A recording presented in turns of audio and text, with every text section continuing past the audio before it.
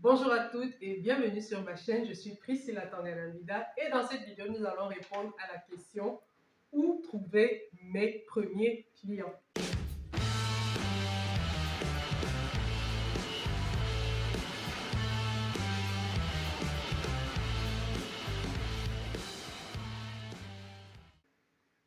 Petite mise en contexte, cette vidéo m'a été inspirée par, je me suis rappelée d'une amie que j'ai accompagnée, d'une grande amie que j'ai accompagnée il y a quelques années maintenant et elle est venue me voir une fois au bureau et elle m'a dit: mais Christine, tu es tout le temps en train de nous dire il y a des activités qui sont, comment je vais dire, des activités qui vont toujours exister. Non, les gens vont toujours s'habiller, les gens vont toujours manger. Elle me dit, mais oui, mais pourquoi moi, mon business ne marche pas? Je n'ai pas de clients.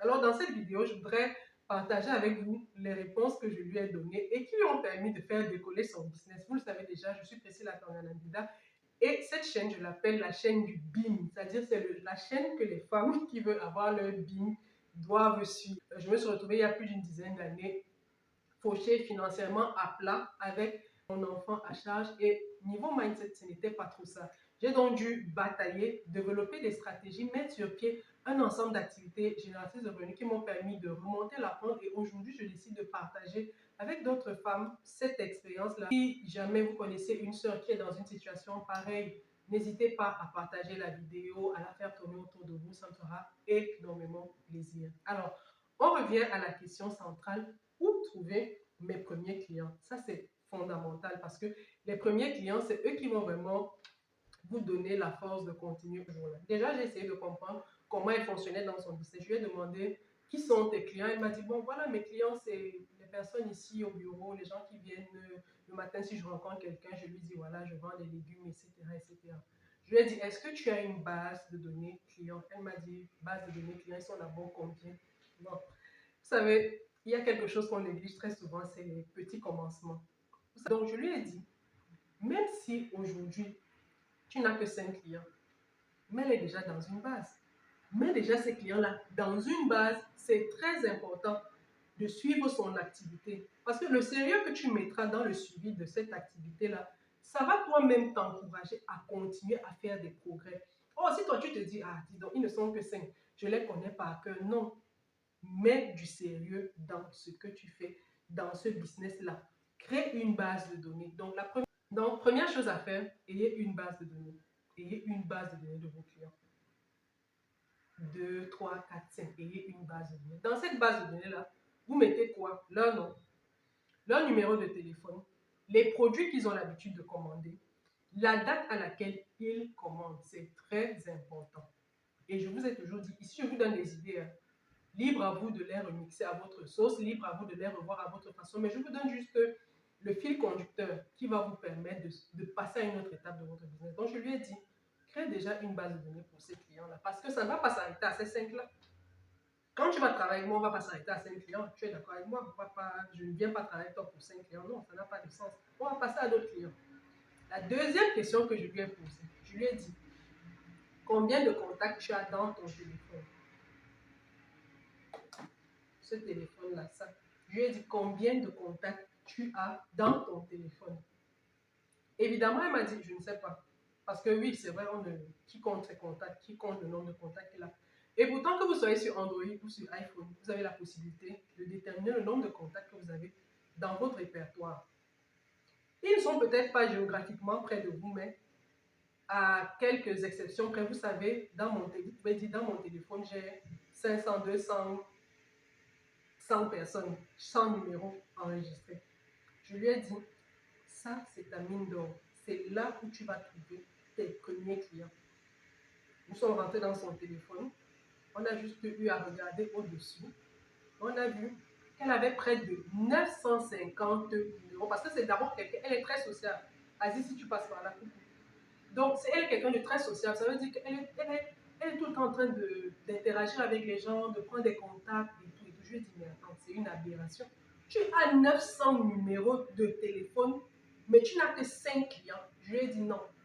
Je lui ai fixé un objectif. Je lui ai dit que bon, je t'aurais fixé 100, mais comme je sais que c'est dur, tu n'as pas l'habitude. Cherche 50 clients. Dans les 900 là, il faut que tu fasses 50 ventes ce mois-ci. Et on a mis sur pied une stratégie que je vais vous présenter. Déjà, je lui ai dit, tu ne peux pas travailler ton business avec le WhatsApp classique. Je lui ai dit, et toutes les personnes que j'accompagne, je leur ai dit, cherche à télécharger WhatsApp Business.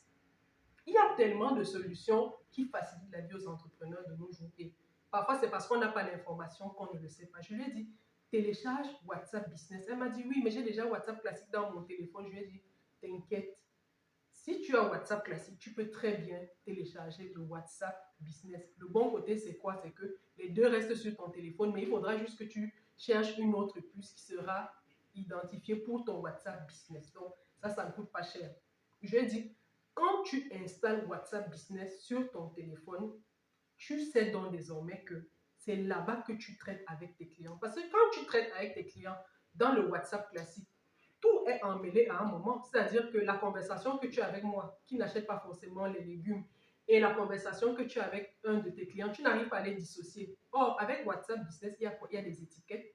Tu peux étiqueter des personnes comme des personnes à livrer, commandes à livrer. Tu peux étiqueter des personnes comme personnes à relancer, des personnes qui n'ont pas acheté des légumes depuis un certain temps. Tu peux étiqueter des personnes comme personnes à relancer quand la fin du mois approche, sachant que la plupart des gens font leur marché quand la fin du mois approche.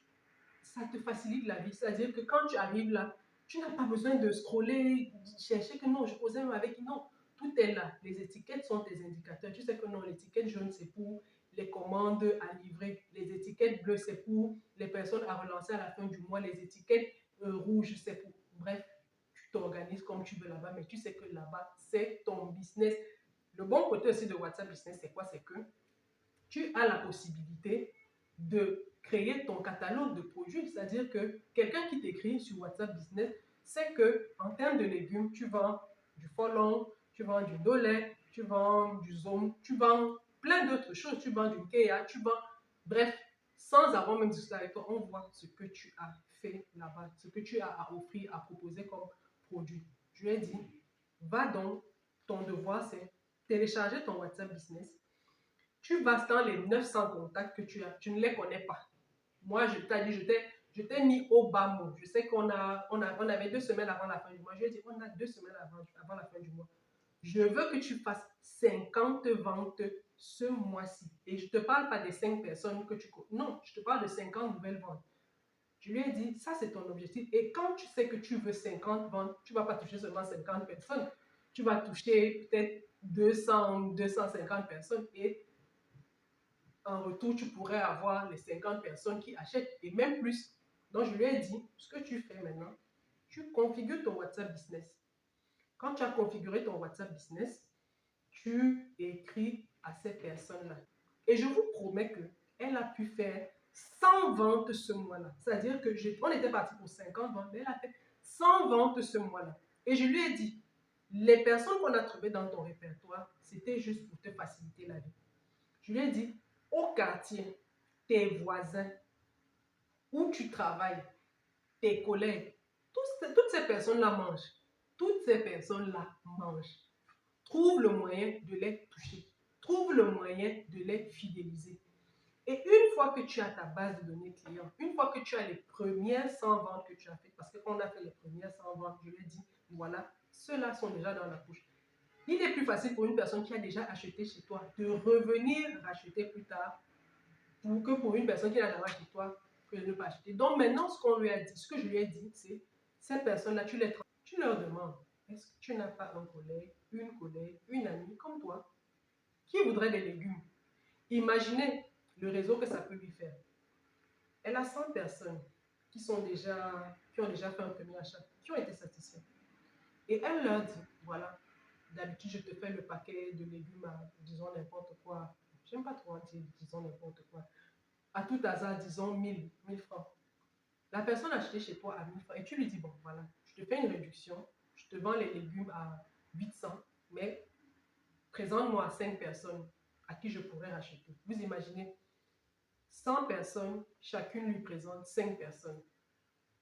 Je ne dis pas que les 5 personnes qu'on va lui présenter, que chacune des personnes va lui présenter vont acheter, mais je dis au moins le marché que ça représente.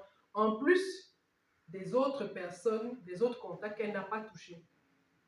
On sous-entend aussi que parmi les autres contacts qu'elle n'a pas touchés, il y en a qui peut-être ne résident pas proche d'elle, il y en a qui résident loin, donc l'expédition va être compliquée, mais au moins on sait qu'on a minimalement 500 personnes qu'on peut toucher.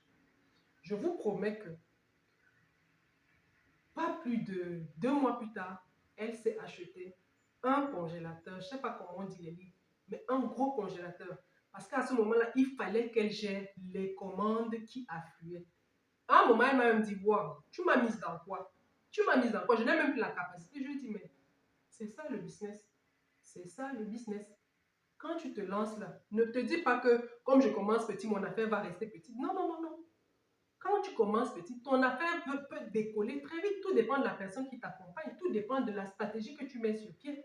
Elle a acheté son congélateur et elle était tellement contente parce qu'elle s'est épanouie dans cette activité-là. Et moi, ça me faisait plaisir. Ça me faisait plaisir de voir que non, quelqu'un qui trimait à faire 10 ventes par mois se retrouvait submergé au point où c'est elle qui a commencé à décider à qui elle vendait ses légumes, à qui elle ne vendait pas. Parce que oui, il y a souvent des mauvais clients, des personnes qui lui disent, voilà, apporte-moi les légumes, je te paye à la fin du mois. Et à la fin du mois, les gens commencent à te tourner à gauche, à droite. Oui, elle a commencé à limiter. Elle a dit, non, moi je ne traite plus avec toi. Vraiment, je préfère quelqu'un qui me donne mon argent, j'ai pas mal à la tête. Vous voyez ça. Donc vraiment, quand il s'agit de nouveaux clients, ne cherchez pas trop loin. Ne cherchez pas forcément à commencer sur le digital. Vous pouvez commencer sur le digital, mais ce que je dois vous dire, c'est que là, juste devant vous, ici, les voisins, toutes ces personnes-là, ce sont vos premiers clients. Voir que quand vous allez basculer du côté des personnes qui ne vous connaissent pas, parce que les clients que vos contacts vont vous présenter, ce n'est pas forcément des personnes que vous connaissez. Là, vous rentrez déjà dans un autre niveau. C'est-à-dire, c'est des personnes qui n'ont pas une certaine proximité avec vous et qui vous feront dans des retours plus violents. Quand vous arrivez à cette échelle-là, vous avez déjà capitalisé sur les retours des premiers. C'est pour ça que les petits commencements sont très importants. Vous allez me dire, et si les gens n'achètent pas, mes proches n'achètent pas, c'est peut-être pour vous l'occasion de travailler votre pitch. Et c'est comme ça donc que vous agrandissez votre business jusqu'à ce que vous atteigniez la limite parce que voilà, vous pouvez peut-être, mais en tout cas, c'est ça la démarche.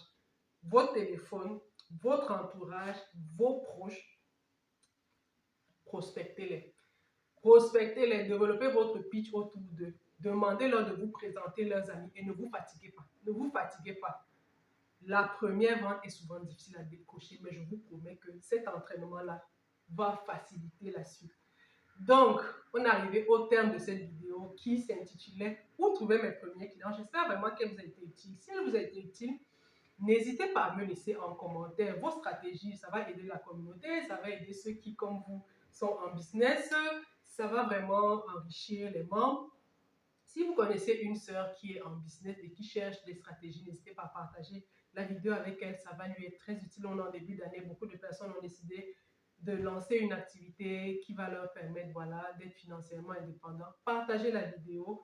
Abonnez-vous. Laissez-moi vos retours. Et je vous dis à bientôt pour une très prochaine vidéo. Prenez soin de vous. Bye bye.